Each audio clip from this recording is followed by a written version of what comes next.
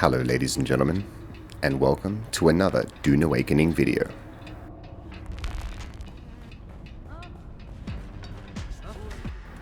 This is the Planetologist Combat Build Guide.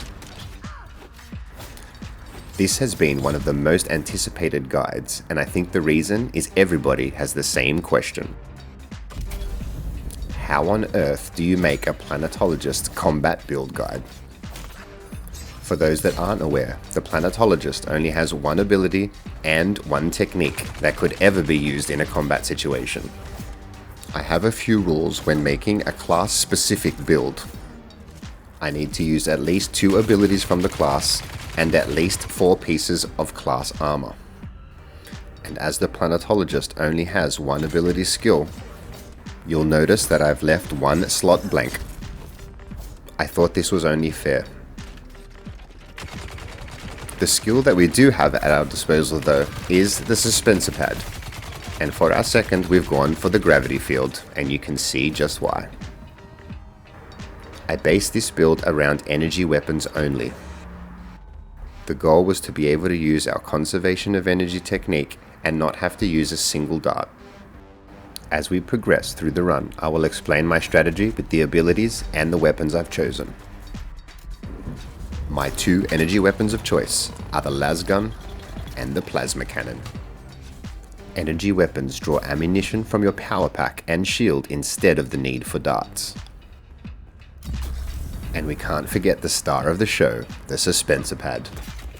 I have to admit, at first when I realized this was the only skill I really had to play with, I was pretty upset. And unfortunately, I think people have the same misconception about it that I did. The Suspensor Pad does not affect the NPCs in the way that you think. It will not launch them up into the air like it does to you. Here is the Grav Field and Plasma Cannon doing work. Remember, not a single dart is needed here. There was a bit of RNG here that didn't really go my way. He could be finished in that scenario, but worst come to worst, we just pull out the Lasgun. I found that the Lasgun Plasma Cannon combo works well in almost every scenario. If the enemy is shielded, we use the cannon, and if not, we can just laser them down. So that brings us to the official start of wave number 2. So the strat at the start of each round is to Gravity Field the door and Plasma Cannon the shields. Using firearms in this game already drops your shields, and using energy weapons drops them even faster. You really do have to manage your shield like it is a HP bar when you're using this build. And other than your trusty sword, it's your ammunition as well. There's no way of getting around using melee with this setup. So we've spec'd into the sword to make dealing with these guys a little easier. I've gone with the Spike Hilt sword for its ability to bleed on a successful parry. We always want to try and bait out a fight with the melee NPCs away from line of sight from the ranged and the heavies.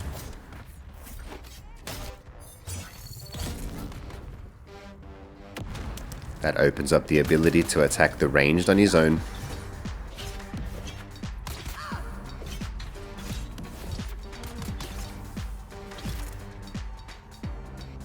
And once he's dealt with, we can use our Gravity Field and heavy weapon combo without a fear of being shot in the back.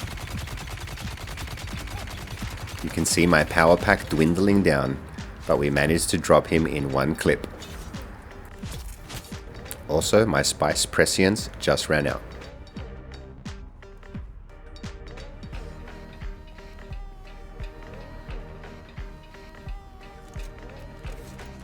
So that brings us to the official start of wave number 3.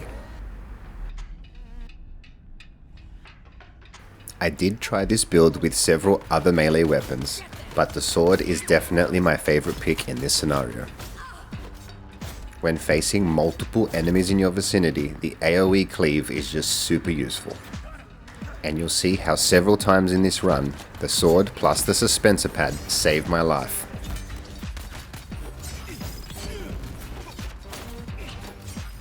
The majority of my time practicing for this build was spent with the sword, trying to time those parries and AoE cleaves. So I have lots of tips about swordplay that I'll be sharing during this run.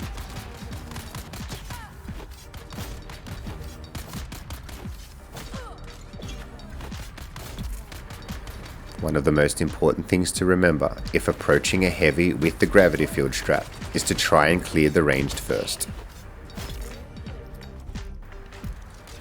This way you have the maximum amount of shield for your plasma cannon.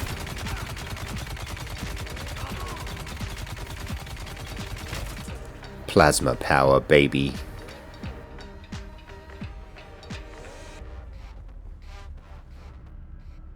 Right here, I started to respice once again.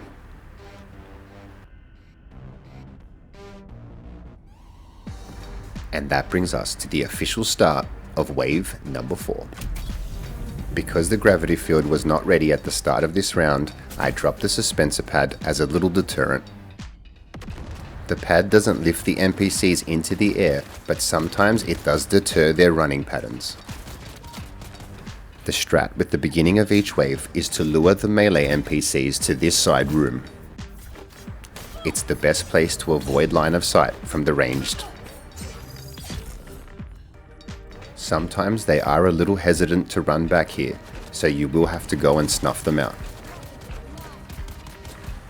The best thing about the suspensor pad is it allows you to jump a great height without using your power pack. That way you have lots of juice left for your plasma cannon.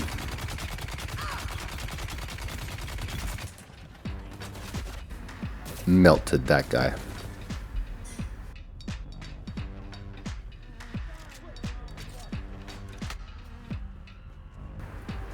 So finally we were able to bait out the melee. Let's take him upstairs.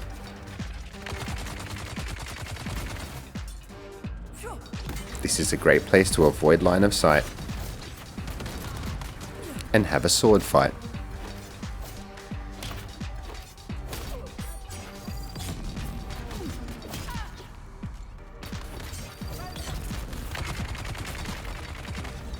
Once the melee is dealt with, it's time for the gravity field plasma cannon combo.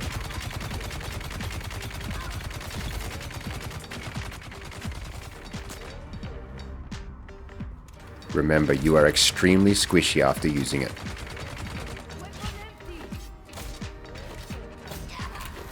So after downing this heavy, I thought this is a great time to spice up again. And the timing couldn't have been more perfect. Watch this.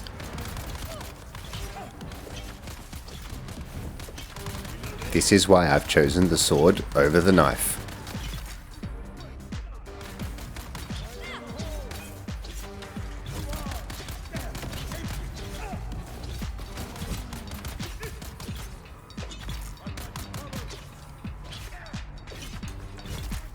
Sliced and freaking diced.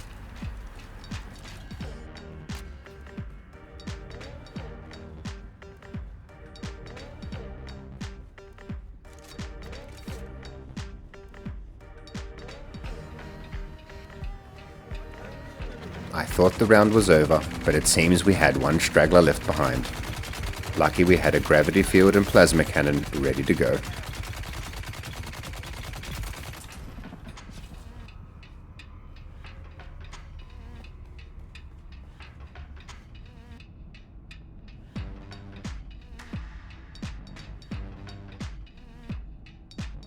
And that brings us to the official start of wave number 5, the final round.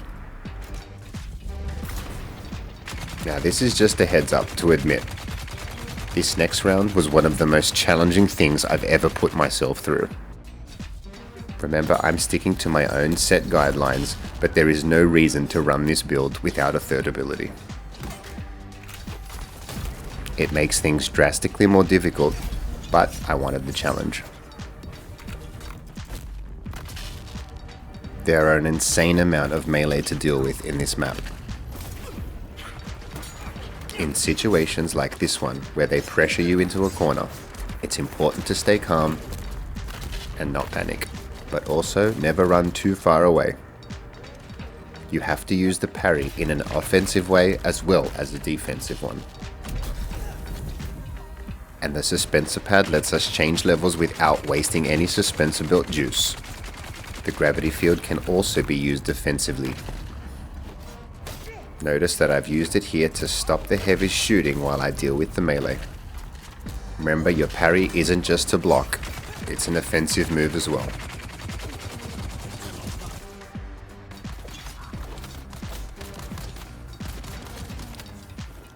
The ability to change levels fast without having to use your belt is crucial. Nothing attracts the ranged fire of the NPCs faster than hovering with a suspensor belt. Even though they will shoot you if you hover on the suspensor pad for too long, they're much less likely to pull out their weapon. We are able to jump over the railing and use the suspensor pad, and the melee have to use the stairs. Suckers!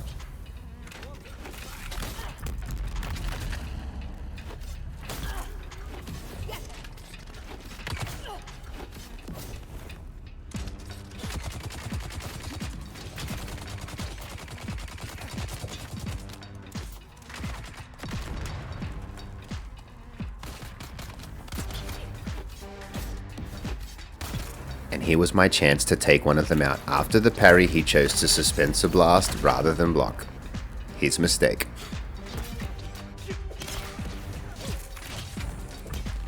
Another successful parry takes out this one.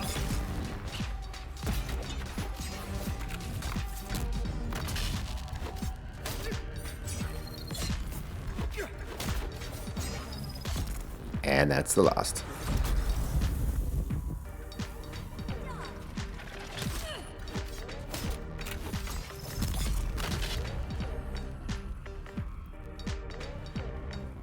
So with all the ranged cleared from the room, we could focus this heavy with our gravity strap.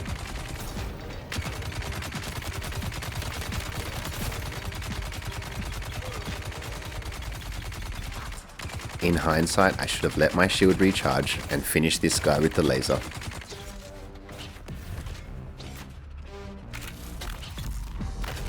He messed with our time a little bit, but it was still an impressive one in the end. That gives us an official 12 minutes 30 Cactus Chaos using the Planetologist class.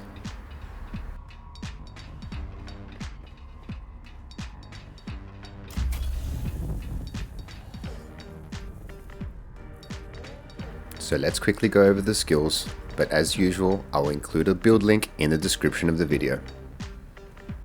From the Trooper, we take heavy weapon damage, range damage, and of course the gravity field. Range damage from the Mentat. The star of the show, the Planetologist, with conservation of energy, overcharged and rerouting, and of course the suspensor pad. From the Bene Gesserit, we have Bindu dodge because of how many times we have to block, blade damage, manipulate instability as our second technique, and our self-healing and vitality passives. Finally, over to the Swordmaster, we have Thrive on Danger as our third technique, Precise Parry and our blade damage buffs, and General Conditioning, Optimize Hydration and Field Medicine to round it out. Over to our weapons and armor, we have our full Planetologist light armor set, giving us 7% ability cooldown on the suspensor pad. We were able to use a Mark V Holtzman and a Mark VI power pack. Our weapons of choice, the Spike Hilt Sword, the Arcune Lasgun, and the Plasma Cannon, requiring no darts whatsoever. So thanks so much for making it to the end of this video. If you found it informative, entertaining, or even both, please give it a like. And if it's your first time on the channel, please subscribe, as we would love to have you. I also just wanted to say a big shout out to everybody on my server. They know that I'm in here constantly doing these solo runs trying to better my time. And sometimes they apologize if they run in while I'm doing my thing. I always tell them I'm just so rapt to have somebody else in the dungeon with me. It's no problem at all. They also think that the small base that I've set up for myself this week is pretty funny. I had mentioned in my previous video that I would be mostly focusing my content in the PTC test server, so it was a bit hard to invest in a deep desert base this week. But the Planetologist Combat Build Guide video had to be made. And out of this necessity, Bullshit Base was born. Bullshit Base consists of one basic subfief, one small generator, and one aluminium storage box. At the end of each run, I pop my loot into the storage box, and I pull out my homeless man tent, and wait for the dungeon to reset. Thank you so much for making it to the true end of this video, and I will see you on the next one.